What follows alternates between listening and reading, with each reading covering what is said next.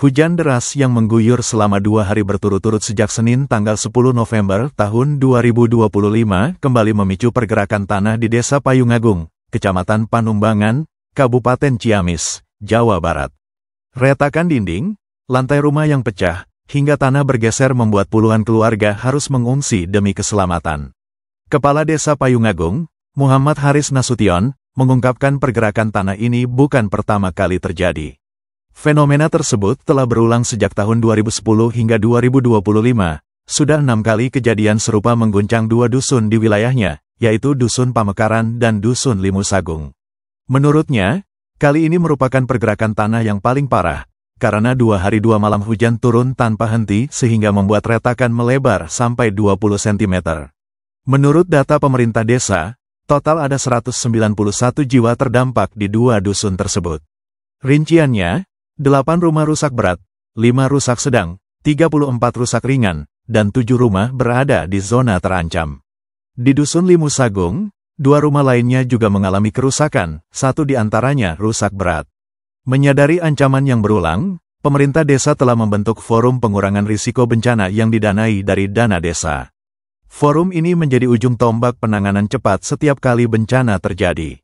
Untuk pengungsian sementara, pada malam hari warga akan menempati Madrasah Bakti Ikhwan yang tak jauh dari kantor desa karena dinilai paling aman dan dapat menampung sekitar 100 jiwa. Sementara itu, sebagian warga lainnya mengungsi di rumah saudara. Haris mengaku sengaja untuk tidak membangun posko pengungsian di lokasi terdampak seperti dulu, karena warga merasa tidak nyaman.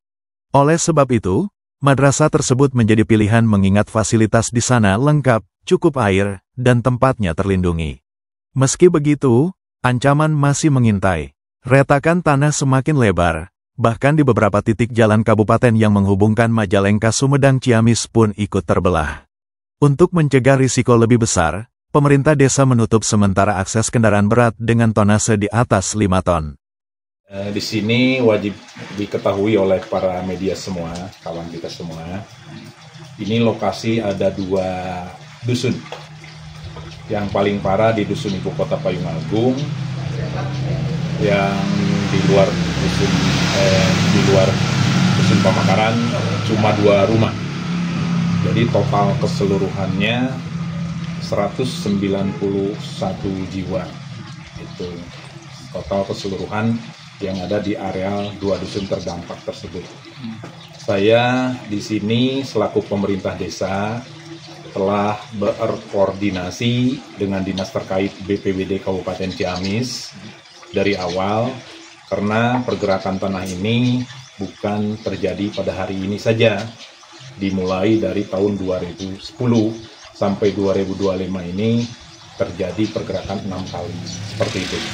Dan saya sudah membentuk Forum Resiko Pengurangan Bencana yang didanai dari dana desa, karena saya menginginkan proaktif warga masyarakat di bawah forum tersebut untuk memudahkan koordinasi bersama BPBD Kabupaten. Alhasil alhamdulillah di setiap kejadian forum tersebut sigap mulai dari malam hari memantau piket ke lapangan dan membantu para pengungsi untuk pindah dari rumah ke pengungsian. Saya sudah menyiapkan 1 titik lokasi pengungsian yang sangat aman, yaitu sebuah madrasah bisa menampung kurang lebih 100 jiwa. Jadi mereka di malam hari mengungsi di madrasah tersebut, dan bagi yang punya sanak saudara rumahnya kosong, itu ada yang seperti itu juga, ditinggali. Jadi dalam hal ini pemerintah desa tidak membuat posko siaga bencana pengungsian di lokasi, karena waktu tahun-tahun dulu itu dibangun ternyata masyarakat tidak nyaman seperti itu. Alhamdulillah dengan adanya Bakti Ikhwan, pondok yang digunakan pengungsian madrasah tersebut, sarananya lengkap, air cukup, arealnya nyaman, dan tidak terhindar dari angin karena ada dinding. Jadi insya Allah kesehatan para pengungsi akan terjamin seperti itu. Dan alhamdulillah juga tim-tim dari kesehatan, baik dari puskesmas terdekat Payung Sari, baik dari Nakes Kesehatan Polres Ciamis, semua udah turun ke lapangan mengecek, membantu kesehatan para pengungsi yang terdampak. Karena dalam hal ini insya Allah mereka adalah sedikitnya beban mereka dengan rumahnya tidak bisa ditinggali, apalagi musim penghujan ini, depresi, seperti itu. Alhamdulillah kerjasama dengan nakes tersebut, mudah-mudahan membawa berkah buat warga kami yang mengungsi, minimal terpantau kesehatannya. Jadi saya merasa lega gitu dengan turunnya nakes dari Polres dan dari puskesmas terdekat. Pak, dari pihak desa ada niat untuk relokasi warga? Nah, dalam hal ini, saya masih mencari solusi terbaik karena masyarakat pasti udah merasa jenuh ya. Dari 2010 sampai 2025 cukup panjang waktunya, ini terjadi terus pergerakan. Otomatis di benak mereka ada keinginan pasti untuk relokasi. Namun dalam hal ini pihak desa tidak punya kewenangan karena tidak punya anggaran. Insya Allah saya bersama tim dari dinas terkait Kabupaten Ciamis, mudah-mudahan Bapak Bupati bisa menugaskan ke dinas terkait untuk bisa duduk bersama dengan pemerintah desa, berikut tokoh pemerintah desa, LKD desa. Jadi kita rembukan apakah ada kemampuan dari kabupaten, anggarannya atau tingkat provinsi atau tingkat nasional. Karena ini cukup banyak gitu. Jadi dalam hal ini saya sangat setuju seandainya dari pihak pemerintah membantu untuk diadakan relokasi. Dalam hal ini tidak akan tergesa-gesa pastinya karena tergantung budget anggaran. Seandainya budget anggarannya ada, insya Allah kalau tanah sih bisa dicari lah seperti itu. Tanahnya memang ada di desa ini. Di desa ini waktu tim geologi yang pertama itu udah ada 2 titik, yaitu tanah desa, titik sara desa, dan tanah masyarakat gitu. Tapi waktu itu sama, kendalanya tidak ada budget anggaran. Itu sudah disiapkan berapa luas, Pak? Itu kalau menurut mereka cukup untuk menampungkan kalau nanti dibangunkan kayak semacam Perum ya. Jadi arealnya tidak memakan lahan yang banyak, seperti itu. Pak, kalau kerusakan yang terjadi itu seperti apa Pak di rumah?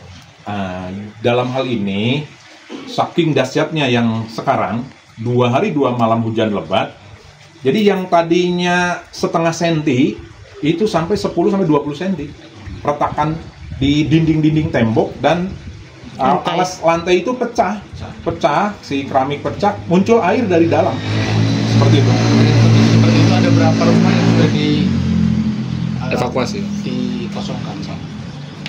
Ya intinya harus dikosongkan, tapi kan mereka tidak serta-merta membawa alat-alat rumah tangganya.